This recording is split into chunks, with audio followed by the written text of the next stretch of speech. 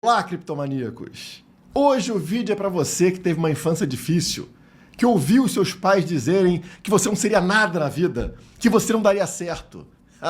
Os tempos mudaram, hein? Parece que o jogo virou. Ligue hoje para sua mãe, para o seu pai e diga o seguinte: mãe, eu venci na vida.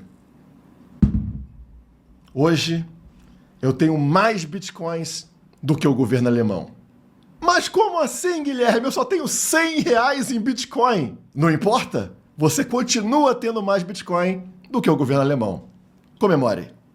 E por favor, não seja como a minha voz que está ausente e deixe o botão de like. Esteja presente no vídeo da Criptomaníacos e também, claro, conto com a sua inscrição, caso você ainda não seja inscrito. Tem um botãozinho desgraçado que aparece aqui embaixo, aperta aí que vai tudo funcionar. Governo da Alemanha conclui vendas de Bitcoin e soma 15 bilhões de reais. Que lixo, 15 bilhões de reais. É dinheiro nenhum isso, tá? Arrecadou míseros 15 bilhões de reais com essas vendinhas aí de Bitcoin, que não muda absolutamente nada para um país como a Alemanha. Mas no futuro, no futuro, tem gente que vai se arrepender muito dessa brincadeira e você vai entender melhor o motivo disso em breve nesse vídeo. Bom, o subtítulo aqui é muito interessante. Movimento de venda por parte do governo alemão teve início em junho, também conhecido como mês passado, e ganhou força nesse mês de julho, contribuindo para a forte queda recente do Bitcoin. Será que foi forte mesmo essa queda do Bitcoin? Você está imaginando o tamanho do impacto que aconteceu? Nós estamos falando o seguinte, pessoal. Nós estamos falando de um país que tinha 50 mil bitcoins. 50 mil moedas, onde cada uma valia ali seus 65 mil dólares. Eles tinham 50 mil. E vocês percebem que eles começaram a vender aqui em meados de junho, tá? Devagarzinho, devagarzinho. Chegou agora em julho, né? Últimas semanas, olha só o nível de venda. Estão vendo essa linha preta desabando? Isso mostra o quê? Aceleração da venda de bitcoins por parte do governo alemão. É uma quantidade imensa de bitcoins entrando nas corretoras no mesmo momento. Imaginem o impacto que isso deveria ter tido no preço do Bitcoin. Deveria ter sido uma queda absurda. Deveria jogar o Bitcoin lá embaixo. E, na verdade, não mudou muita coisa. Basta olharmos para o gráfico diário do Bitcoin que está na tela, onde a gente tem a marcação ali deste canal amarelo, onde eu sempre falo para você, o preço bate no fundo deste canal amarelo e volta a subir. O fundo do canal sempre foi 60 mil dólares. Qual é o preço agora, depois de toda a venda do governo alemão derrubando o mercado? 58 mil? No momento 57.600. Esse foi o grande impacto da venda de 50 mil bitcoins do governo alemão? Eu não sei vocês, mas essa notícia me deixa extremamente otimista. Isso que vocês estão vendo na tela é a carteira do governo alemão. Tá aqui, ó, balanço, né, da carteira do governo alemão. Eles tinham 50 mil bitcoins, estão vendo aqui a linha? 50 mil bitcoins e de repente, isso desaba para zero num curtíssimo espaço de tempo. Deveria ter tido um impacto enorme no preço, mas não teve. Significa que agora eles não têm mais Bitcoin para vender. Não existe mais essa enorme pressão vendedora que tentou derrubar o preço do Bitcoin com pouco efeito. O que vocês esperam que aconteça com o preço sem a maior pressão vendedora que tivemos desde junho? Mas vamos além, vamos analisar a atitude do governo alemão. Será que é uma atitude inteligente? Como a gente viu ali, o governo alemão arrecadou uma mixaria. A gente está falando aí de 2, 3 bilhões de euros, que para um país não representa absolutamente nada. Ainda mais um país que tem a opção de imprimir moeda, né? O próprio euro que ele ganhou, o governo pode imprimir, ou pode brincar com taxa de juros também e influenciar na liquidez de mercado. Então, não tinha nenhuma necessidade de fazer venda de um ativo que eles não conhecem exatamente o futuro. E não é a primeira vez que a gente vê países europeus cometendo esse tipo de erro com ativos escassos. Antes do Bitcoin, qual era o representante máximo da escassez? Era o ouro. O ouro representa a escassez. Você não consegue imprimir ouro, você consegue minerar, mas você precisa de uma prova de trabalho, você precisa realmente minerar o ouro. Isso é muito difícil, não é como imprimir papelzinho, imprimir moeda. E, pessoal, há 25 anos atrás, como vocês estão vendo na matéria do The Telegraph, né, um grande portal de notícias britânico, por que a Grã-Bretanha, por que a Inglaterra ainda está pagando o preço por Gordon Brown, que era lá na época o chanceler britânico, né, vender metade das reservas de ouro da Grã-Bretanha? Isso mesmo. Ele decidiu, né, um parasita decidiu que a Inglaterra deveria se desfazer de metade das suas reservas de ouro. E qual foi o motivo para isso? Vou abrir uma outra matéria aqui internacional, no caso aqui está traduzida do site Daily Mail, também um portal de notícias britânico, né? A decisão de Gordon Brown de vender as reservas de ouro da Grã-Bretanha, quando ele era chanceler, em 1999, há 25 anos atrás, custou ao país 21 bilhões de libras, né? A gente está falando aqui da shitcoin real, estamos falando de libras, que valem muito mais. Sugere análise. Então ele vendeu aqui, ó, 401 toneladas de ouro, mais da metade da participação do país. Ele fez isso em uma tentativa de diversificar e fortalecer as reservas da Grã-Bretanha. Imagine fortalecer as reservas do seu país trocando um ativo escasso, o ouro, que você não consegue imprimir, por um ativo abundante, papel moeda, né? Você aperta um botão e sai imprimindo a torto e a direito. Essa foi a grande decisão da Grã-Bretanha, que estão se arrependendo até hoje, 25 anos depois. E hoje, no dia 12 de julho de 2024, um outro país europeu, a Alemanha, decide seguir o mesmo caminho, mas não com ouro antigo, e sim com ouro digital, com o Bitcoin, fazendo a mesma coisa. Não só reduzindo as suas reservas pela metade, mas zerando a sua reserva no novo ouro, na nova escassez. E podem ter certeza que daqui a 25 anos eles vão se arrepender muito mais do que a Grã-Bretanha está se arrependendo hoje. Vejam o que aconteceu com o gráfico do ouro após a Grã-Bretanha se desfazer das suas reservas de ouro. Tá na tela para vocês.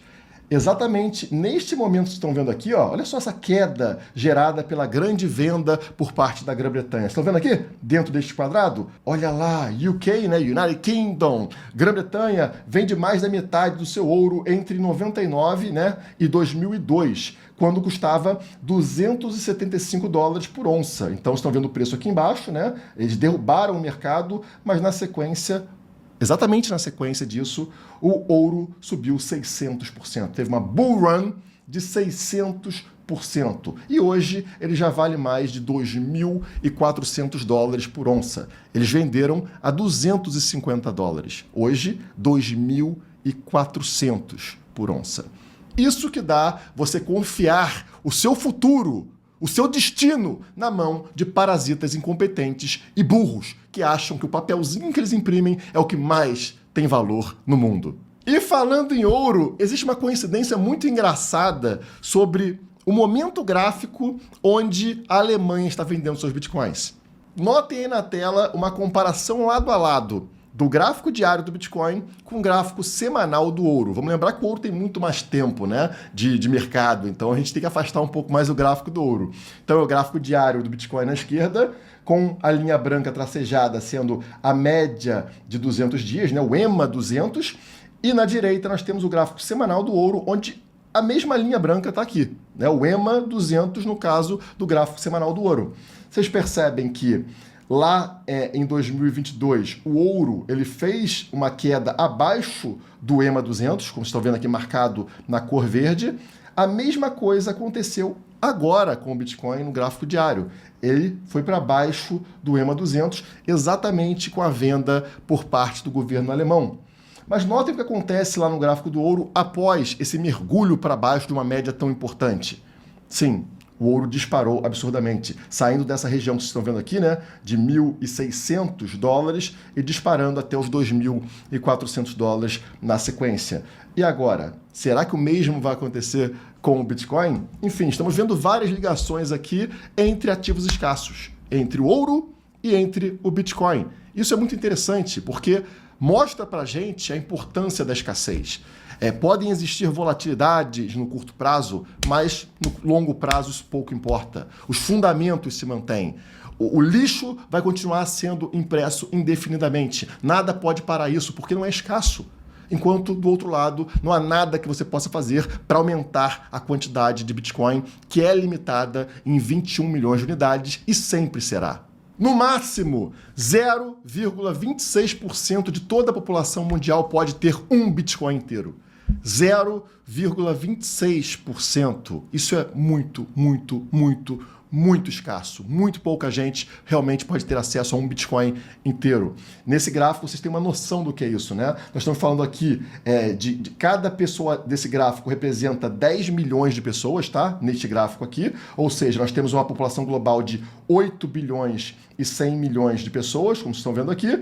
E como cada pessoa desse gráfico representa 10 milhões de pessoas e o Bitcoin tem somente 21 milhões de unidades, ou seja, duas pessoas desse gráfico representam aqui toda a oferta de Bitcoin. Somente duas pessoas de todas essas pessoas que aparecem nesse mapa poderiam ter um Bitcoin inteiro. Significa que lá no futuro ninguém vai ter um Bitcoin inteiro. Vai ser algo realmente muito, muito, muito difícil. Hoje já é muito difícil, né? Na época que comecei era fácil ter um Bitcoin inteiro. Lá em 2017 era tranquilo. Qualquer um poderia ter um Bitcoin inteiro. Hoje você precisa ter um dinheiro razoável. Eu diria que está muito longe da média dos brasileiros poder realmente comprar um Bitcoin inteiro. É absurdo a gente pensar que estão trocando um ativo escasso como esse que eu acabei de mostrar para vocês, o Bitcoin, por dívida, por papelzinho impresso. Este gráfico aqui mostra a dívida global. Tá? Então, cada país aqui tem uma dívida gigantesca. O maior deles aqui, como você vê, é dos Estados Unidos, com 34% de toda a dívida global. Mas o importante desse gráfico está escrito nas letrinhas aqui, ó, pequenininha. De 2019 para cá, a dívida global subiu em 40%. Somente de 2019 para cá. Aumentou 40% a dívida global. Imagine, então, você trocar um ativo que tem somente 21 milhões de unidades e que nunca vai subir por outro que está subindo 40% em 5 anos. E a tragédia disso é que alguém tem que pagar por essa dívida. E você acha que é quem que vai pagar essa dívida? Os políticos? Quem tem o poder e tem a caneta na mão? Ou eles vão dar uma canetada e passar isso para você? É exatamente o que acontece. Eles passam cada vez mais a dívida para você. Pode ser o Taxade, pode ser qualquer outro parasita. Eles vão dar um jeitinho de passar cada vez a conta mais e mais para quem usa a moeda do bandido. Notícias como essa se tornam cada vez mais comuns. Reforma tributária. Imposto sobre compra e venda de imóveis pode chegar a 25%. Você pode perder 1/4 do seu patrimônio somente por vendê-lo. Você vende, é um patrimônio que você demorou a vida inteira para comprar uma casa e o Taxade e o governo vai ficar com 1/4 desse imóvel. Como se fosse um dependente seu, fosse um filho seu. Você está dando uma herança para o governo ao vender um imóvel. Isso é um completo absurdo. E a matéria, olha só o que a matéria fala. Para especialistas, a proposta tem um caráter educativo. Sim, é bem educativo. Não existe propriedade privada que não seja o Bitcoin.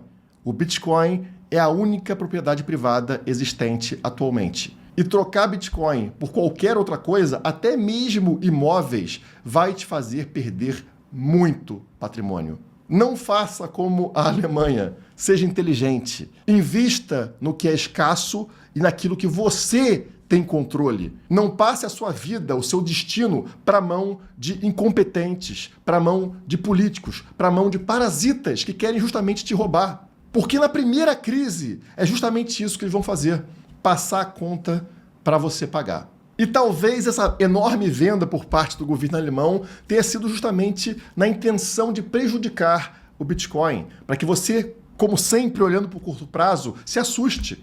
Largue aquilo que é escasso e migre de novo para a moedinha do parasita. Olhar para o euro, olhar para o dólar. E aí você acaba largando aquilo que justamente te protegeria do parasita. Então, não ligue para o curto prazo. O curto prazo não serve de nada. Foque no longo prazo. Quando eu olho um gráfico como esse, o gráfico semanal, que queda é essa que vocês estão falando? É isso que está assustando vocês? Eu não vejo queda nenhuma nesse gráfico. Eu vejo correções ao longo de uma alta. De 2023 para cá, a gente continua no movimento de alta contínuo, sempre acima desta linha verde, desse indicador verde do super trend, que sempre serve como base para as quedas e novamente não foi rompido. Vimos o Bitcoin mais uma vez buscar em direção ao super trend, como aconteceu diversas vezes ao longo do ciclo. Estão vendo aqui? Mais uma vez ele buscou e nesta semana ele voltou a subir e se encontra próximo dos 58 mil dólares. Isso foi tudo que o governo alemão conseguiu, despejando toda a sua carteira de Bitcoin no mercado como investidores inconsequentes. Eles nem se importaram em vender cada vez mais barato. Eles simplesmente despejaram. O mercado se manter nesse patamar tão alto, mesmo após todo esse despejo, mesmo após a Alemanha soltar todos os bitcoins que possui, só aumenta a minha confiança, o meu otimismo em relação ao Bitcoin. Sem essa pressão vendedora, o céu é o limite. Pode não subir hoje, semana que vem ou mês que vem, mas vai subir eventualmente para os patamares que a gente está esperando. E a partir de hoje, a influência do governo alemão no Bitcoin é zero, como eu espero que seja de todos os outros países, pouco a pouco. E se você está curioso para saber por que eu estou sem voz, estou rouco dessa forma, é que ontem eu estava sofrendo no estádio, torcendo pelo meu Fluminense. Inclusive, fui captado pelas câmeras do Sport TV comprando Bitcoin em plena rede nacional. Por essa você não esperava, né? E você aí achando que investir em criptomoedas que era complicado, hein? É porque você não torce pro Fluminense. Por hoje é só, muito obrigado e até a próxima.